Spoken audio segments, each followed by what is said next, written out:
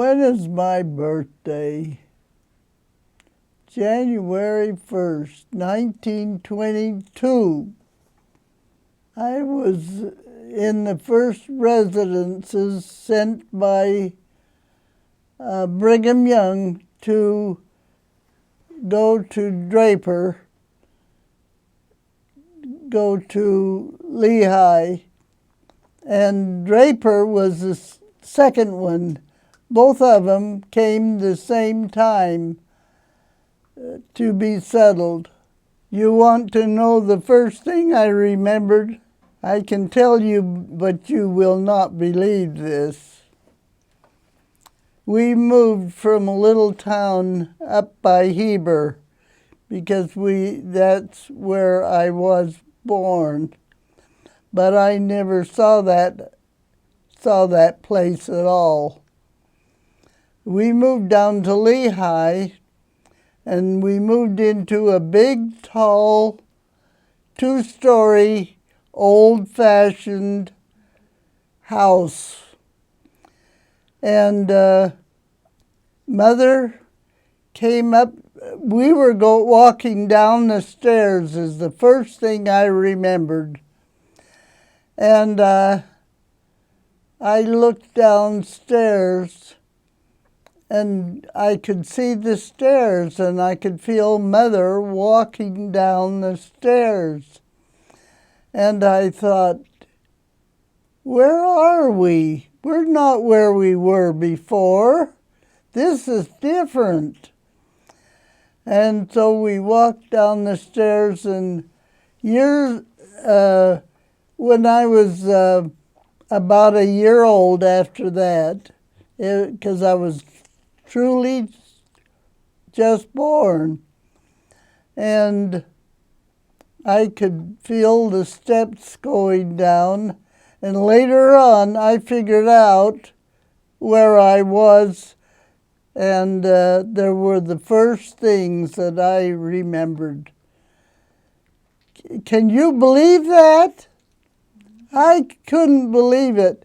I waited for a little while and I figured it out. And I said, I just came from heaven. Wow. Can you believe that? See, Herbert Austin. And he came over from England when he was 12 years old, because somebody had to be here in order for his family to come over. So he worked and got money to send back to them to come to United States.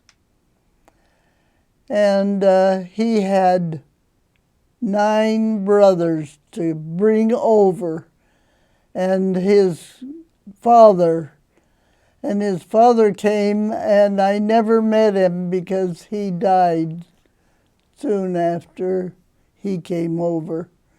And so that's how they got from England. It was from Bath, England. And Bath, England is where they called them the Saxons. And the Saxons, you know where they're from? They're from Jerusalem. Yes. So I figured that out. And that's the first memories I had. My mother made me a dress. She had to get the material from the doctor in town who was my uncle. She took the dress apart and made me a new dress. It was beautiful. I got to school and the teacher said, let me take this little girl and show off her dress. And I can't remember who she showed it off to, but she showed that little dress. And that's how Mother made my clothes. And I had one dress, and that's all. The rest of the time, the kids had coveralls. You know what they looked like? I had coveralls to wear to school, and most of the other girls did too. My first brother was Bob. My second brother was Gene, and Carol Lee came 13 years later. That damn Gene was always getting lost. He'd take the wagon and go anywhere in Lehigh, and Mother would say, "Go find Gene. He's gone again." And that's what he did. And Bob, I don't know what to say about Bob. Oh, one day I got so mad at Bob. I was furious. And he was across the room about, I was in one side and he was in the other side. And I threw a knife. I threw a knife at him as hard as I could. And it just absolutely passed his nose. Do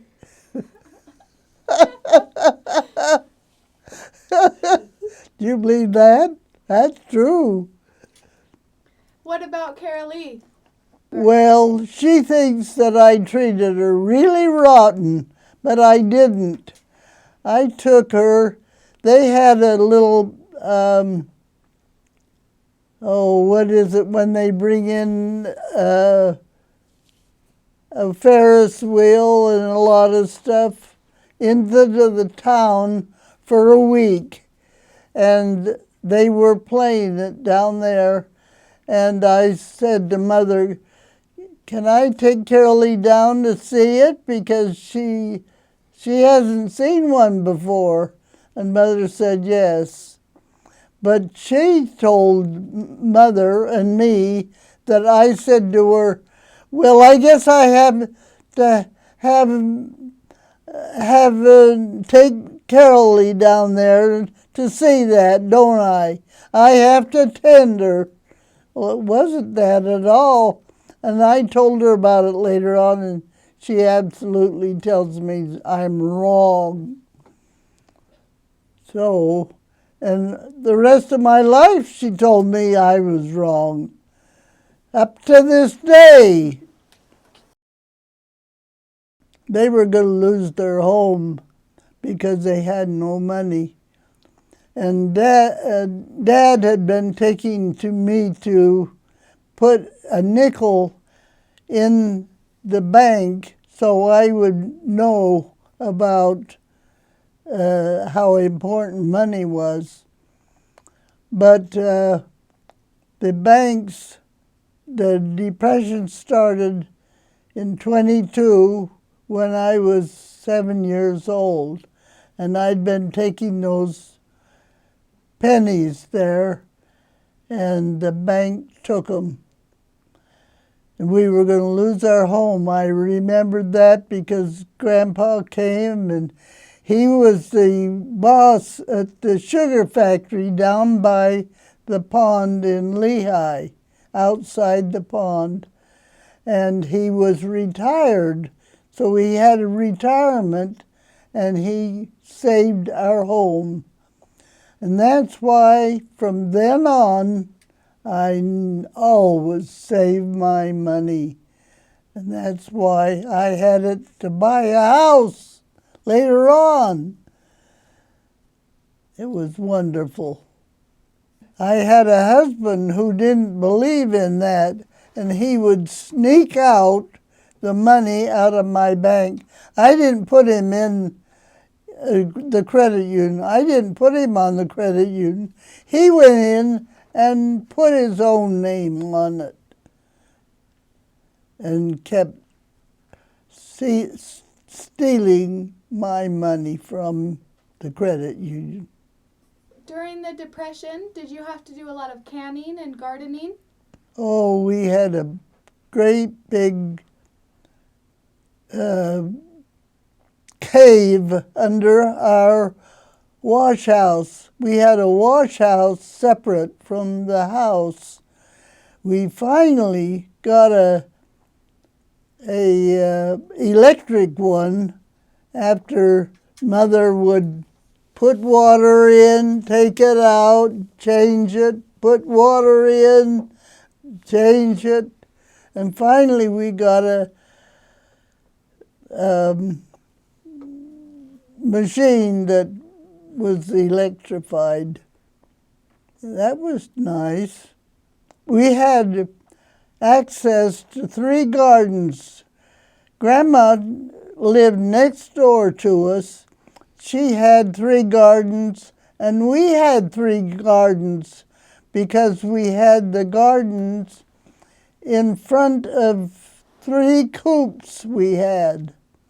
And the reason we had coops is because we saved the eggs, and a truck from American Fork came and got them.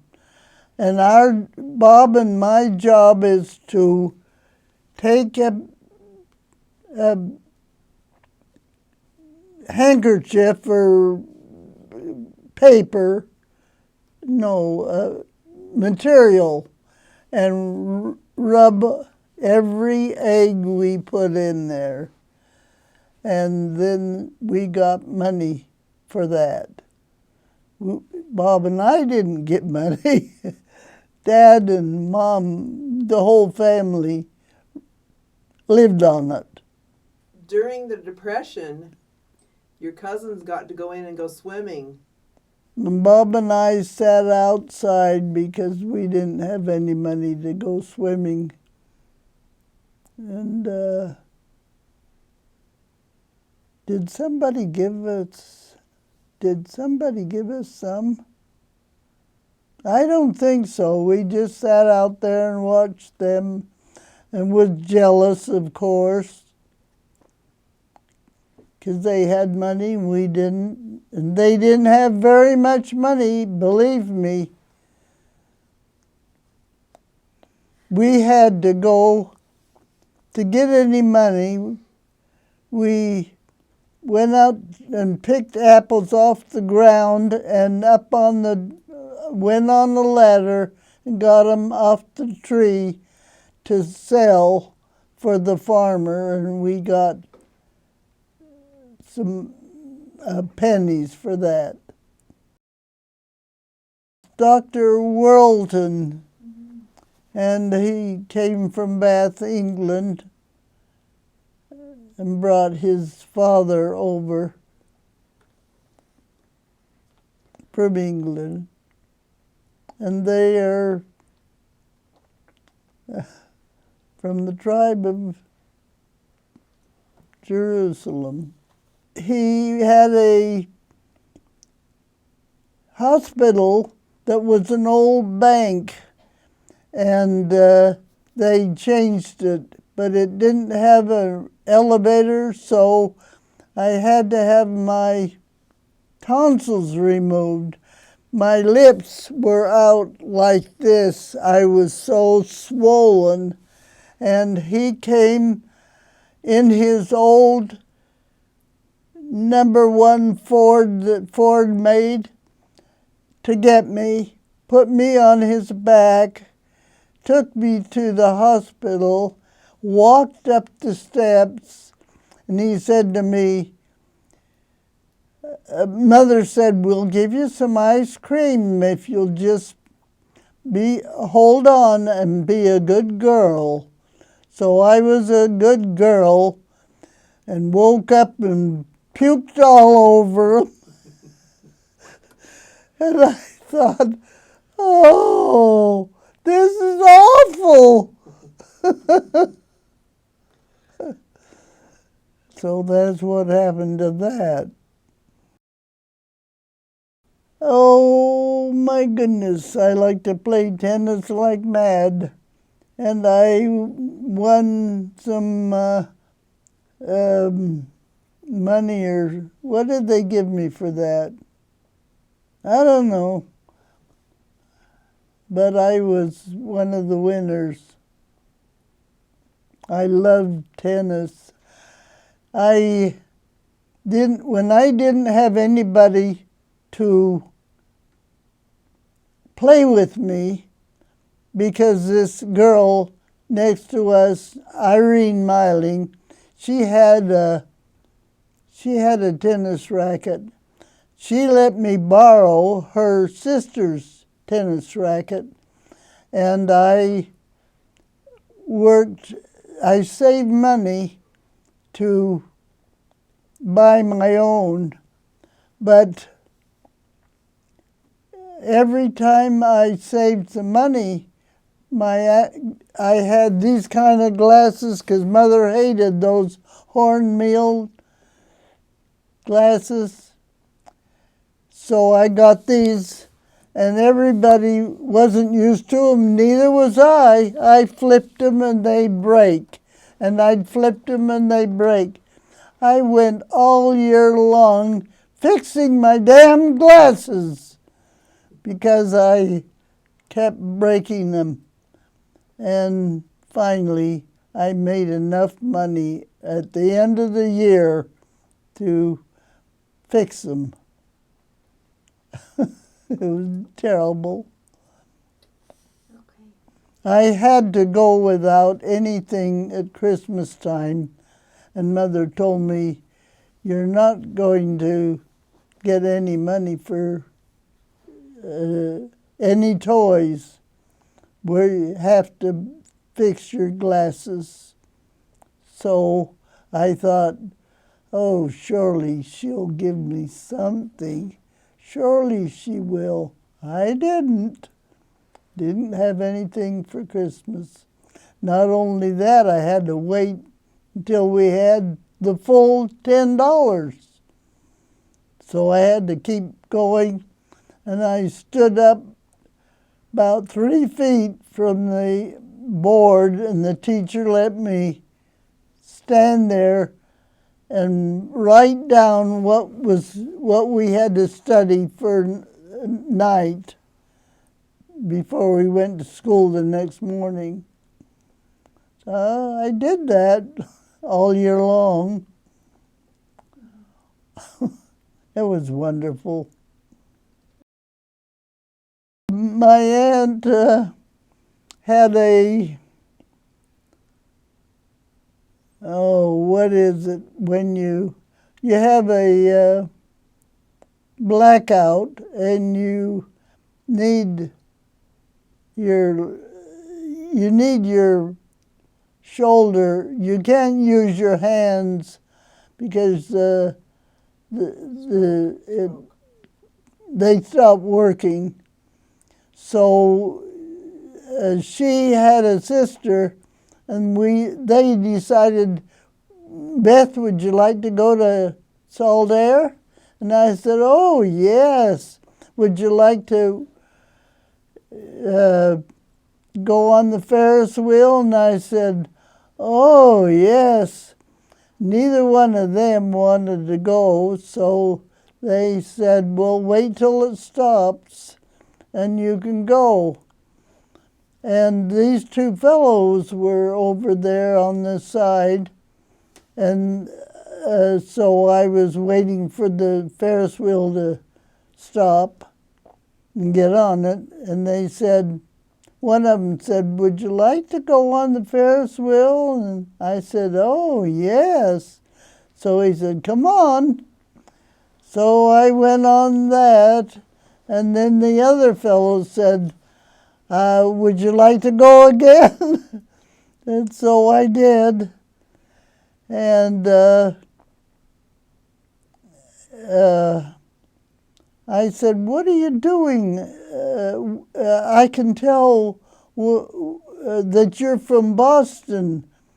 I said, "I can tell you're from there because you said sure." Sure. And they laughed. And so anyway, one took me on, and then the other one. And I said, what are you doing going to Japan? And they said, they both are going to be second counselors in the embassy there. And so one of them said, would you write to me? And I said, oh, I'd love to. My favorite teacher is a history teacher, and he'd like to hear from somebody like that. And so anyway, I gave him my address, and he wrote immediately. I got a letter, and it was a beautiful poem, just gorgeous, saying how much he liked me. And I thought, how could he like me that fast? So I got another letter. So I wrote back. I got another letter immediately. I got 7 letters from him. And I thought that was wonderful. And anyway, the war started because I was 17, graduating from high school, and the damn war started. And I did not hear from him. I got 7 letters, and that's all. And then what happened was one day I was watching the TV, and it said on there, the ex-ambassador from Japan is finally released, and he's come home. He's getting off the plane and finally coming home. And I, of course, did not have an address to tell them where I was. And that's what happened to that. I was with Ray because I thought that I'd test him. I thought I would test him to see if he had any guts about him. So we went up there, and I had these special shoes that I could hardly walk. And they got worse and worse and worse. And we started at midnight because he got off the post office from work, and all the post office fellows went. But we were slow because my shoes were killing me. We got up on top, and it was the sun coming up on top of the mountain. We laid down and went to sleep for 3 hours before we came down. When we started down, my feet were so swollen that he took me on his back and walked all the way down the other side, which I thought, oh, that was certainly brave. And so I decided to say yes. I finally got married, and we went up to Bacchus, and we lived with Mother and Dad for a while. And finally he went down to Provo and found this apartment that was an old lady giving away half of her house, and we had to share the bathroom, and that's when he burned her fingers. We were in a little apartment, and it was cold all the time in that apartment, and I had a hold of Marilyn as a new baby, and you had to get by sit in a chair and get by this heat coming out. And I was holding her, and he says, "Let me hold her." And I'll be damned if he didn't burn her little fingers in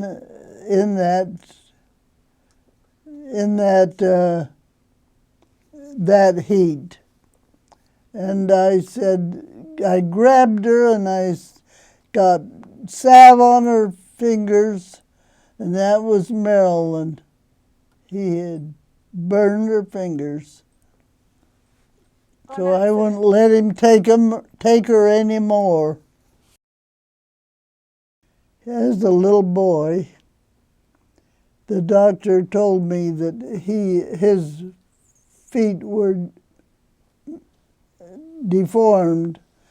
And so when he got up in the morning, we had these exercises to go back and forth in the kitchen and try to get him straightened out, which we never did. And so he went through his life, and I kept telling him, turn it around, turn your ankle around like this. And he couldn't remember.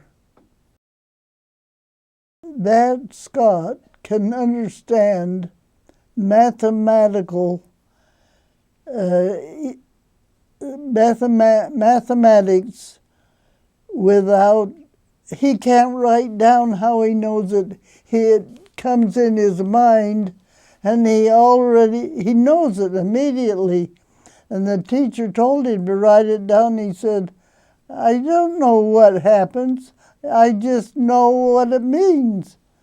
And I thought, well, at least he's got some brain.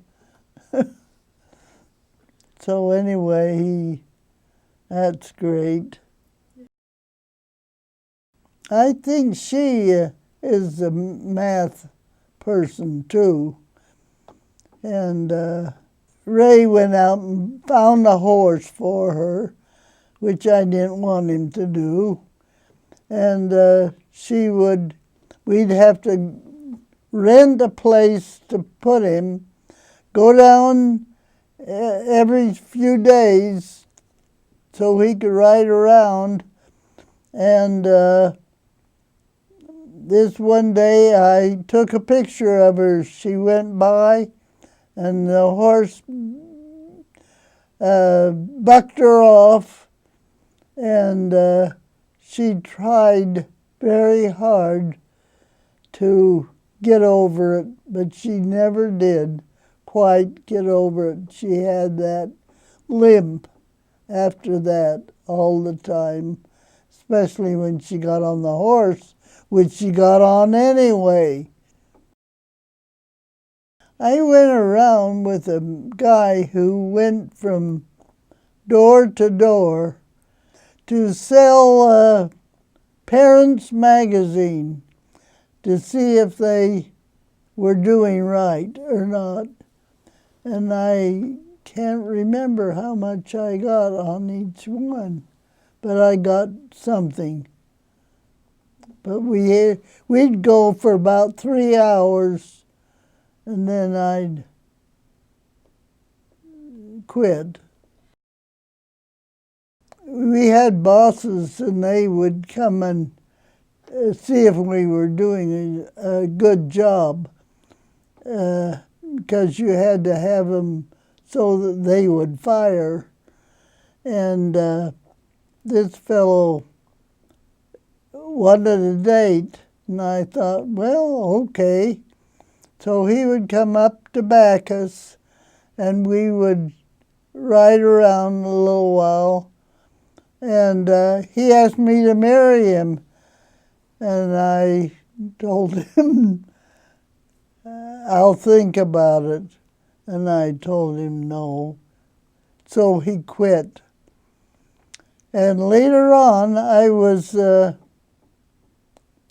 our ward.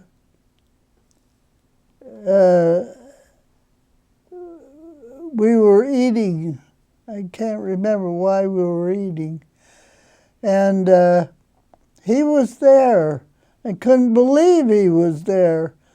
And he had married and married someone else, and I thought, good for you. But it was coincidence that he came to our ward. I worked at the university. What did I work for? Yeah, I was a receptionist. In fact, I worked there 19 years and quit at 19 years. And then after I retired, I went back again occasionally when they needed me. So I got full of that. But I took all my money and put in there and saved it. What's your favorite food, Grandma? What is? I like to eat.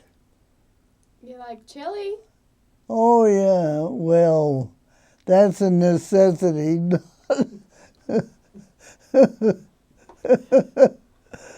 Clam chowder. Oh, yeah, clam chowder. What's I your- like clam chowder. What's your favorite dessert? Ice cream, I guess. It must be ice cream. What's your favorite color? My favorite color is blue. Blue. What's your favorite flower? I guess a rose. Yeah. I like all flowers, though. I love flowers. Well, I like to play pinochle because you have to use your brain, and it probably needs to be jerked up all the time to remember. And besides, it's so much fun to beat some of those guys. Okay. Especially the ornery ones. Yeah. They try to tell you what to do. I went in for this operation because I couldn't go to the bathroom. And in the middle of my operation,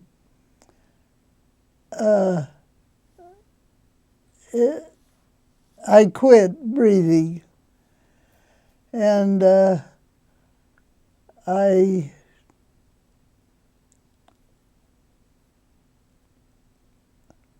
I blacked out, and